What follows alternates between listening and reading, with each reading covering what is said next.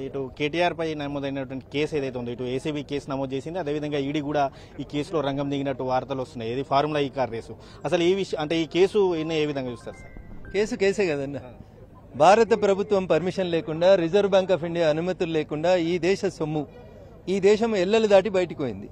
డెఫినెట్గా ఈడీ వస్తుంది, డెఫినెట్గా ఫెమా వస్తుంది, డెఫినెట్గా మనీ లాండరింగ్ కేసు అవుతుంది.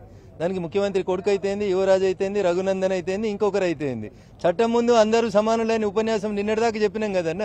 ఇలా దాన్నే అమలుపరచాలి, దానికోసం సిద్ధంగా ఉండాలి. దానికి ఆగమాగమై కోర్టుకు పోయి యాంటిసిపేటరీలు తెచ్చుకోవడము, 10 రోజులు స్టే తెచ్చుకోవడం ఎందుకు? ఏమన్నావు కదా, అరెస్ట్ చేస్తావా రేవంత్ రెడ్డి, యాడున్నావు, నేను హైదరాబాద్లోనే ఉన్నా అన్నావు కదా.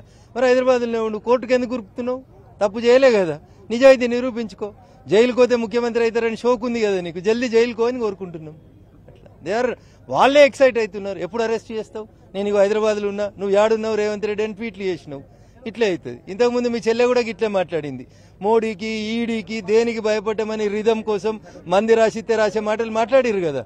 ఇలా మోడీ వస్తుంది, ఈడీ వస్తుంది, బరాబరి తప్పు చేసిన వాడిని యాడుంచాలని గానే ఉంచుతారు. దానికి కేటీఆర్ ఎగ్జంప్షన్ కాదు. అంటే ఇది కేవలం కుట్రపూరితం, అంటే కక్షలో భాగంగానే కేటీఆర్ పై కేసులు నమోదు చేశారని చెప్పి ఇటు బీఆర్ఎస్ పార్టీ కేటీఆర్ ఆరోపిస్తున్నారు, బీఆర్ఎస్ కీలక నేతలంతా కూడా ఆరోపిస్తున్నటువంటి పరిస్థితి. కేవలం కక్షపూరితంలో భాగమే ఈ కేసు అని చెప్పి చెప్తున్నారు. నేను సైన్స్ టీచర్ ఒక మాట చెప్పదలుచుకున్నాను. భూమి గుండ్రంగా ఉంటుంది అనేది మీకు అర్థం కావాలి. మీరు అధికారంలో ఉన్న రోజు ప్రతిపక్షాల నాయకులని ఎట్లెట్లయితే మీరు తప్పుడు కేసులు పెట్టి ఎట్లెట్లయితే అరెస్ట్ చేసి అర్ధరాత్రులు అపరాత్రులు ఇళ్లకెళ్ళి ఎత్తుకుపోయి రిమాండ్లు చేసిర్రో, మల్లన్న సాగర్లో తన చితి తాను వేర్చుకొని చచ్చిపోయిన మల్లారెడ్డి కుటుంబాన్ని పరామర్శించేందుకు పోతా అంటే స్థానిక శాసనసభ్యుని నన్ను పోలీసు వాళ్ళని పెట్టి బ్యారికేడ్లు పెట్టి ఆపి పోలీసు వాళ్ళ మీద దౌర్జన్యం చేసిండని ఉల్టా నా మీదనే కేసు చేసిన రోజు కేటీఆర్ ఇట్లా మాట్లాడి ఉంటే అది కక్ష సాధింపు కాదు, లా అండ్ ఆర్డర్ కోసం అని మాట్లాడి ఉంటే అది విఘ్నత కనబడుతుండే. ఆ రోజు నువ్వు చేసింది కరెక్టే అయితే ఈ రోజు ఇల్లు ఎత్తుంది కూడా కరెక్ట్ అనేది